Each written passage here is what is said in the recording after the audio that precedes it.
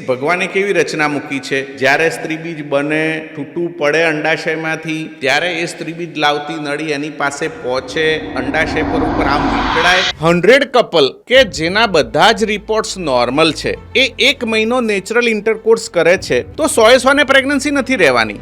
ખાલી 5% પેશન્ટને જ પ્રેગ્નન્સી રહે. એમાં જે આપણે આ ટેબ્લેટ વાળી ટ્રીટમેન્ટ કરીએ એટલે પાછું એ 5 થી 10%, 7%, 8% સુધી પહોંચે. પછી ટેબ્લેટ આપ્યાથી પણ નથી રહ્યું, તો સારું સ્ત્રીબીજ બનાવવા માટે અમે ટેબ્લેટની સાથે સાથે ઇન્જેક્શન આપતા હોઈએ છીએ. થોડું ક્વોલિટી વાળું એગ્સ બને. ક્વોલિટી વાળું એગ્સ બને તો અગેન ફર્ટિલાઇઝેશનનો ચાન્સ વધે, કન્સેપ્શનનો વધે. એટલે એ 7-8% માંથી આ 10 થી 12% સુધી જાય. એટલે 3 મહિના ટેબ્લેટ વાળો કોર્સ, 3 મહિના ઇન્જેક્શન આપવા વાળો કોર્સ. એટલે હવે આવે ટ્યુબલ ટેસ્ટિંગ કે બેન તમારી નળી, ગર્ભ લાવતી નળી ખુલ્લી છે તો સારી છે, કામ કરે એવી છે કે નહીં. એને આપણે 2 થી 3 રીતે ટેસ્ટ કરી શકીએ. એક આવે છે HSG, બીજું આવે છે SSG અને ત્રીજું આવે છે લેપ્રોસ્કોપ. HSG માં શું કરતા હોઈએ, જે સોનોગ્રાફી વાળા ડોક્ટર હોય એમને ત્યાં પેશન્ટને મોકલવામાં આવે. એટલે યુટ્રસમાં, ગર્ભાશયમાં ડાઈ નાખી અને 2 કે 3 એક્સરે પાડવામાં આવે છે. But only diagnostic test. એમાં નળી બંધ છે તો તમે ખોલી નથી શકવાના. એના પછી SSG આવે છે, એટલે કે નોર્મલ સિમ્પલ સલાઈન આપણે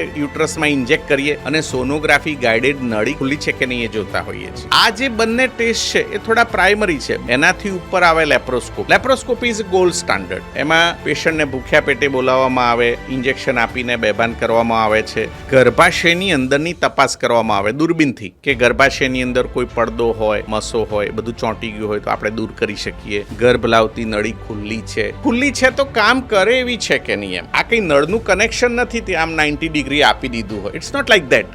ભગવાને કેવી રચના મૂકી છે, જ્યારે સ્ત્રીબીજ બને, છૂટું પડે અંડાશયમાંથી, ત્યારે એ સ્ત્રીબીજ લાવતી નળી એની પાસે પહોંચે, અંડાશય પર ઉપર આમ વીંટળાય, છૂટું પડે ત્યારે અંદર જાય. નળી ખુલ્લી હોય પણ અંડાશય સુધી પહોંચી જ ના શકતી હોય તો એ આપણને પ્રેગ્નન્સી નથી આપવાની. તો એ બધું જાણવા માટે લેપ્રોસ્કોપી ઇઝ બેસ્ટ. હવે લેપ્રોસ્કોપી એટલી ઇઝીલી અવેલેબલ છે, એનાસ્થેસિયા બી હવે એટલા સેફ થયા છે, એટલે મોર્ટાલિટી, મોર્બિડિટી રેશિયો ઘણો ઓછો થઈ ગયો. મોટાભાગના ગાયનેકોલોજીસ્ટ હવે સરસ રીતે લેપ્રોસ્કોપી કરતા થઈ ગયા છે. એટલે મારી દ્રષ્ટિએ બીજા બધા ટેસ્ટ કરતા લેપ્રોસ્કોપી ઇઝ ફાર સુપીરિયર. એમાં નળી બંધ હોય તો તમે ખોલવાનો પ્રયત્ન પણ કરી શકો છો, ખુલી શકે. વધારે પડતું PCODની અસર હોય તો તમે ડ્રિલિંગ કરી શકો, તો એનાથી ગોનેડોટ્રોપિન્સની રિક્વાયરમેન્ટ ઓછી થઈ જાય, પ્રેગ્નન્સી રહેવાનો ચાન્સ વધે. એન્ડોમેટ્રિયોસિસ છે તો તમે એ કરેક્ટ કરી શકો. બીજું બધું કંઈ ચોંટેલું હોય તો એ પણ જોડે જોડે કરેક્ટ કરી શકો. લેપ્રોસ્કોપી થઈ ગઈ, બધું નોર્મલ છે, યંગ પેશન્ટ છે, બંને નળી ખુલ્લી છે.